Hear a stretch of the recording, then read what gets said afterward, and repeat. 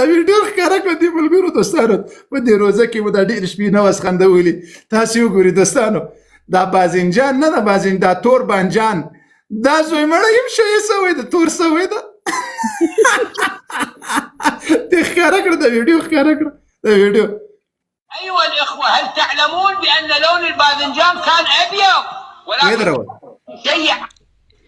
وای دغه بانجان چې و د دې وای رنګ تک سپین و دا تور دا څه شی ورته وایي دومره بانجان تور بانجان کاری صاحب تور بانجان تور بانجان دا وای سپین و تی بیرته له سره کړه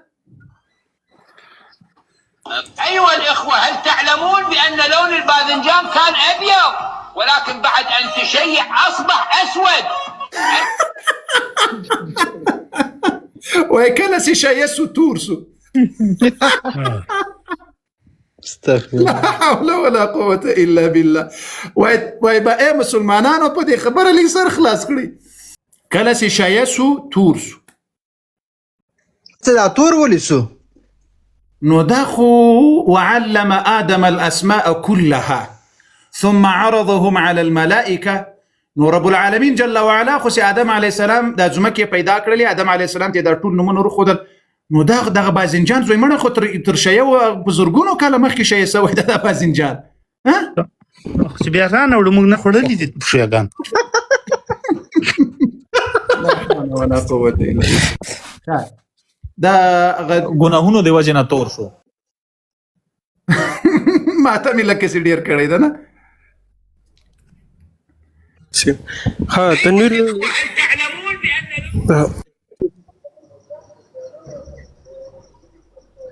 جی حضرت شاه صاحب تاسو ما غیاست د روافضو په باره کې ویډیوګانې جوړوي شکل نه خو سي معلوم نشوي راته ما غیاست الحمدلله جی د مفتی نجیب الله فاروقي صاحب شاګرد پاکستان نه په دغه موضوع باندې الحمدلله په پیښور خیبر پښتونخوا کې ښه مضبوط کار الحمدلله روان ده لقاری صاحب محترم د خیبر پښتونخوا علما دي ماشاءالله دوی ملته خدمت شروع کړی ده پرون مو خبرې ورسره وکړلې د پرون غالبا راغلی و نو تعارف مو ورسره وشو الله جل وعلا د توفیق او نصیب کې ټول مؤمنانو مسلمانانو ته او د پښتنو چې په هر ځای کې دي موږ په دې اړه باندې بیخي د مسلمانان مداسه غافله ساتلي او دا اوس ډیر مسلمانان موږ ته کنځلي کوي چې تاسو شیه وته ولې داسې وایي دا ملامت نه دي جی د موږ دغه ډیر پښتانه اهل سنت والجماعت مسلمانان چې موږ ته وایي چې تاسو فساد جوړوي او تاسو دغه څه خبرې کوي هغه څه خبرې کوي دا بیچارهګان ملامت نه دي ځکه د موږ علما ولا اول سره تر اوسه خیانت ورسره کړی ده د موږ علما و خیانت کړی ده ځکه د دې خلق او عقاید مونږ نه دي ښکارا کړي زه ګوریا خپکیږي ما ټول مسلمانانو ته دلته ګوري الحمدلله ټول را سره پښتان دي ارزه مؤمنان مسلمانان سیاست موږ ته قوم او وطن او دا شان موږ ته د غل اسلام نه مخکې نه دي راته اول به د دین او د پیغمبر علیه الصلاه والسلام د قران او د دې باندې راټول الحمدلله خبره دلته دا ده ګوري موږ د دین اغلوی دښمن خو سي کړی ده زه دغه ټول مسلمانان دلته 3.5 نفر مسلمانان ناس یاسته چیلنج در کوم راسي لس عقائد د هندوانو ماته وخیست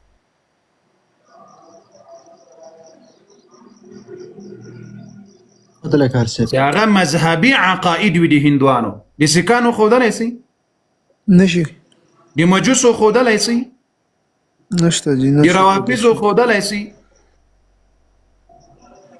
ګوري مشکل دا ده مشکل دی روافضو خو خود دلای سي خو الحمدلله دلته مو یو نیم کال داسې مو پیژندل لکه تور باسي جان داسې مو درته وویل قاری صاحب تر په دې ځکه مې درته ځکه وویل دغه هغه څه ویل وای تور باذنجان د سپینولو سکله شایسو تور سو نو موږ بیا ورته وایو چې موږ المؤمن دارالحفاظ چې بیرته راغی تور باذنجان سپین کړل سنی کړل بیرته موږ تاسو سکله په خو پټو کې جنې لري کو نه سپینی کړو نو سنی کو بیا یو خرو د سله پټو کو سره شایې نه خروخه د دې خبرې په تایید باندې خبره دلته ده زه یعنی ډیر خلق ماته بدوره دوایي دی مون خپل اهل سنت دي زینه خفه کوم ځکه بیچارهګان پوهه نه لري معلومات ورته نسته د موږ علما و دا خدمت نه ده کړی د موږ علما ټول عمر یا ډاریدلی دي یا ځورېدلي دي یا شهیدان سوي دي نو د ډارو د ویرو د احتیاط په وجه باندې دې کار ته کار نه ده ویلی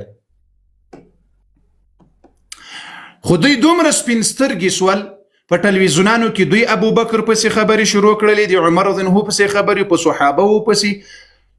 بلکې په جلوسونو کې لعنت ویل په صحابه دومره جرأت پیدا کړل الله العظیم پوه نه سولسته اوس خبره د دې ده چې مؤمنان مسلمانان د خلقو عقاید وپېژني د ملحدینو عقاید د مخلق نه پیژني د سیکولرانو نه پیژني د منکرین د احادیثو نه پیژني ځکه دا اوس زموږ مسلمانان بیچارهګان کله په منکرین د احادیثو پسې رواني کله په سیکولرانو پسې رواني کله د کلیسا په مزدور پسې رواني په وجه څه شی ده ځکه دته عقاید نه دي ښودلی سوي او الله جل وعلا دې وکړي زه به په دغه اړه باندې زه دغه خپلو علماو ته د مسلمانانو ته دا یو پیغام ورکوم د رب جل وعلا د رضا دپاره چې ای علماو د امت ته عقاید ورزده کړي د مسلمانانو ته عقیده ورزده کړي په عقیده یې پوهه کړي د باطل پرستو عقاید ور وپېژنئ د اسلام مبارکه عقیده ور وپېژنئ چې دوی ته بیا باطله عقیده معلومه شي بشک قاری صاحب مثلا دغه ستاسو په علم کې یو خبره اضافه کوم دا وګوره دغه روافض چې دلته راځي دوی ګوره د صحابو په باره د توهین په باره کې څومره ډېر څه زده کړي دي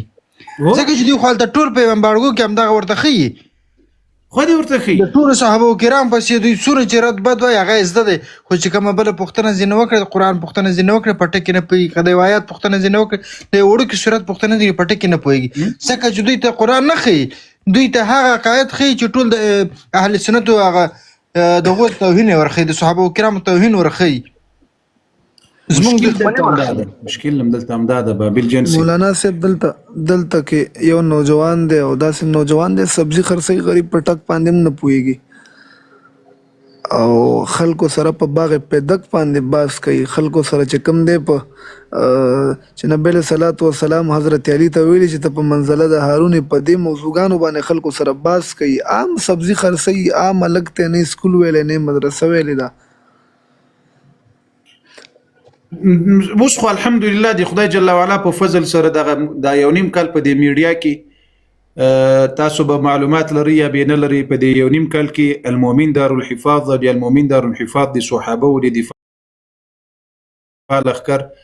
دومره کار کړی دی چې الحمدلله د روافضو اغاګان د موږ له د عامو مسلمانانو په منډه ګرځي نور چې کوم واجبات د اسلام دي بیا به دې کې داخليږي یا ایها الذين امنوا ادخلوا في السلم كافه لا اله الا الله دی ویله ایمان دی راوړل نو اوس په اسلام کې په پوره معنا داخليږي پوه شو لاسه په دې باندې او قاری صاحب محترم بالکل مهرباني مگر دا یو شی لاسته دا یاد وساتئ هر کافر سي ښه کار وکړي په دنیا کې الله په دنیا کې بدله ورکوي بالکل قاری صاحب ځکه ورځ قیامت کې الله جل وعلا په خپل ذمه نه پرېږدي د مؤمن بدله خو الله ورکوي په ورځ د قیامت یو ځل دې سبحان الله ویلي د رب بدله درکوي هر نیک عمل چې دې کړی له ایمان نه وروسته الله یې بدله درکوي ځکه ډېرو مؤمنانو ته دنیا کې او ډېرو ته په آخرت ته ساتلي وي د هر عمل بدله لیکن خبره په دنیا کې د کافر د دنیا کې کافر چې نیک عمل وکړي الله یې په دنیا کې بدله ورکوي صحیح ده بالکل قاری صاحب ها ساده حالک مهرباني مایک ته کولاو کا ساده حالک ها بابل نور کسان نه چي ها السلام علیکم چې مایک ته کولاو کو نو موږ کوش کې دار لا اله الا الله څونه عظیم او مبارک وخت سره برابر سو ان شاء الله څو وخت ورسته تبه بيخي عجيبه وخت په خدای قسم بيخي عجيبه السلام علیکم وعلیکم السلام نصیر احمد صاحب تنویر شاه صاحب مهرباني همغه وخت چې پیغمبر علیه الصلاة والسلام وای همغه وخت رسول الله صلی الله علیه وعلى آله وصحبه وسلم وای الله جل وعلا وای د شپې په اخیرنۍ حصه کې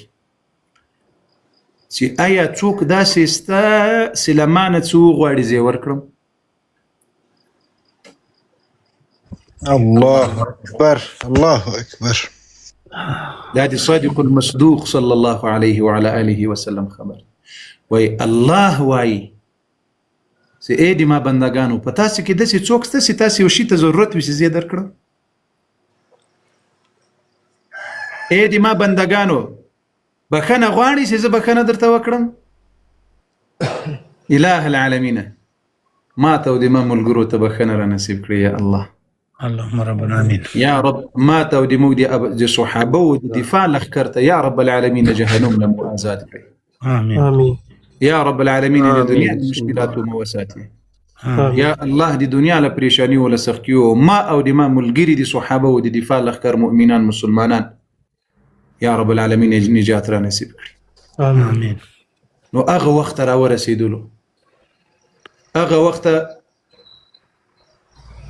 اوس پکې قرار لرو غواړي د الله بندگانو په دې وخت کې دعاګانې وغواړي رب ته ځان ستړي کړي په عبادت باندې په دعا باندې وغیره دا د چرګ اوازونه له چا سره راځي یا رب دې موږ پردې وکړي شاه صاحب مهرباني مایک ته کولاو دي وای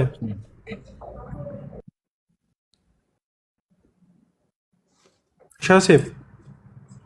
قط السلام علیکم وعلیکم السلام